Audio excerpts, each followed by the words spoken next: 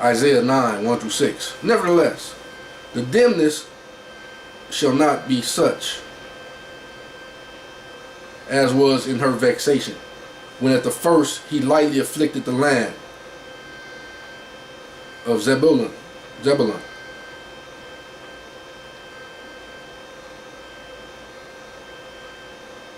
When I saw that word Zebulun, it reminded me of the word Akabalum, which is the name that they first called the land of what they call Africa, the whole continent of the world. That just popped in my head. In the land of Naphtali, and afterward did more grievously afflict her by the way of the sea, by the way of the sea. See, it's all relevant. Afflicted her by the way of the sea. Maritime law of the sea of fiction. Oh yeah, beyond Jordan, in Galilee of the nations. The people that walked in darkness have seen a great light, that they dwell in the land of the shadow of death. That they dwell in the land of the shadow of death. The land of fiction. The shadow. Upon them has the light shined. See, this message is shining a light for you that can hear and you that can see. To bring you out of the shadow of death. To bring you to the life. In your proper capacity. Reclaim your authority. Reclaim your sovereignty. Thou hast multiplied the nation, and not increased the joy. They joy before thee according to the joy in the harvest, and as men rejoice when they divide the spoil. For thou hast broken the yoke of his burden, and the staff of his shoulder, the rod of his oppressor, as in the day of Midian. Every battle of the warrior is with infused noise, and garments rolled in blood. But this shall be with burning and fuel of fire. For unto us a child is born, unto us a son is given, and the government shall be upon his shoulder, and his name shall be called Wonderful, Counselor, the Mighty God, the Mighty Sovereign, the Everlasting Father. See, this is the differentiations between, well, how is Abba Yah the Father and his Son is the Father? See, one is a eternal Father. That is the one that has no beginning, no end. But this right here, as we read in Psalms 8 and 22, he said he was set up from everlasting. So that lets you know he is the everlasting Son. But he's also a Father. Because he's the one that created us. By the order of his Father, who set the decree. The Prince of Peace.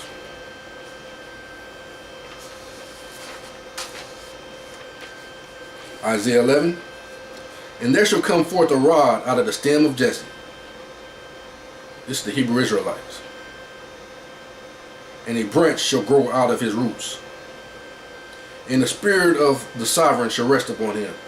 And the spirit of wisdom and understanding, the spirit of counsel and might, the spirit of knowledge and the fear of the master, the sovereign one. And shall make him of quick understanding in the fear of the sovereign, the master. And he shall not judge after the sight of his eyes, neither reprove after the hearing of his ears. But with righteousness shall he judge the poor, and reprove with equity for the meek of the earth. And he shall smite this earth, and with the rod of his mouth he gonna bring the truth. And with the breath of his lips shall he slay the wicked. And righteousness shall be the girdle of his loins, and faithfulness the girdle of his reins. The wolf also shall dwell with the lamb, and the leopard shall lie down with the kid, and the calf and the young lion and the fatling together, and a little child shall lead them. And the cow and the bear shall feed, their young ones shall lie down together, and the lion shall eat straw like the ox.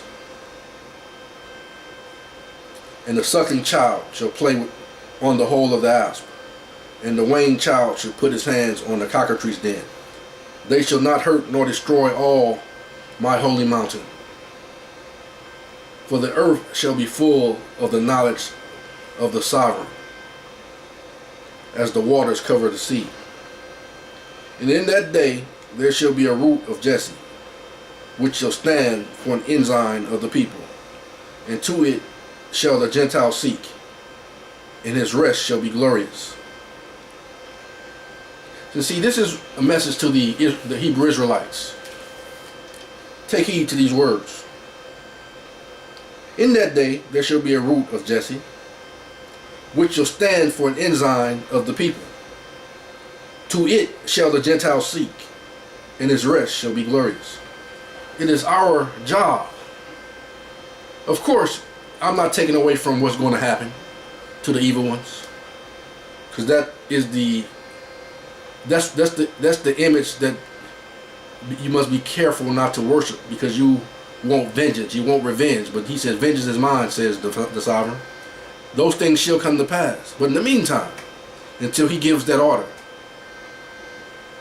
our job is to be an ensign to the people. To it shall the Gentiles seek. We must present. Does a king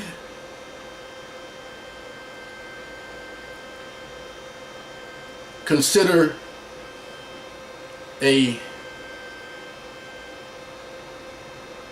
one of the lowly ones in the kingdom? Does he take those things to heart? Does he, although he could destroy those little ones because he's the king, but that's nothing to the king. If it gets too bad, he'll just have one of his servants to put him out. I've had enough.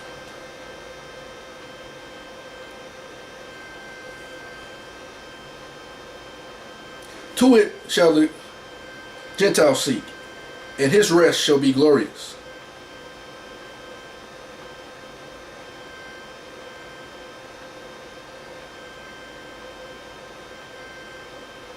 And it shall come to pass in that day that the sovereign shall set his hand again the second time to recover the remnant of his people.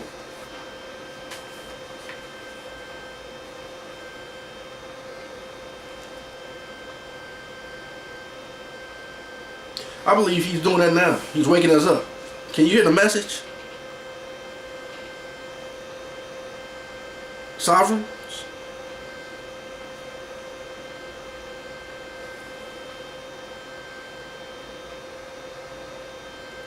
Which shall be left from Assyria, and from Egypt, and from Petros, and from Cush, and from Elam, and from Shimanor, and from Hamath, and from the islands of the sea.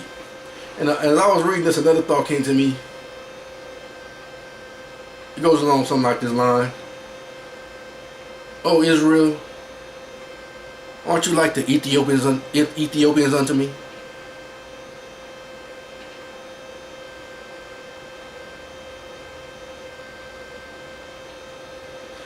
And he shall set up an ensign for the nations, and shall assemble the outcasts of Israel, and gather together the dispersed of Judah from the four corners of the earth. The envy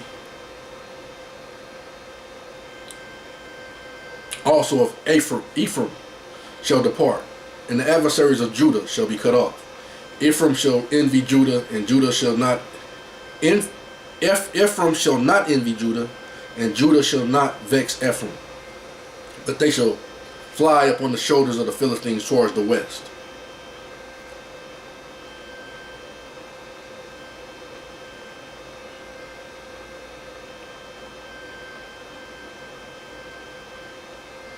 See, those uncircumcised Philistines, because he's poured out this truth,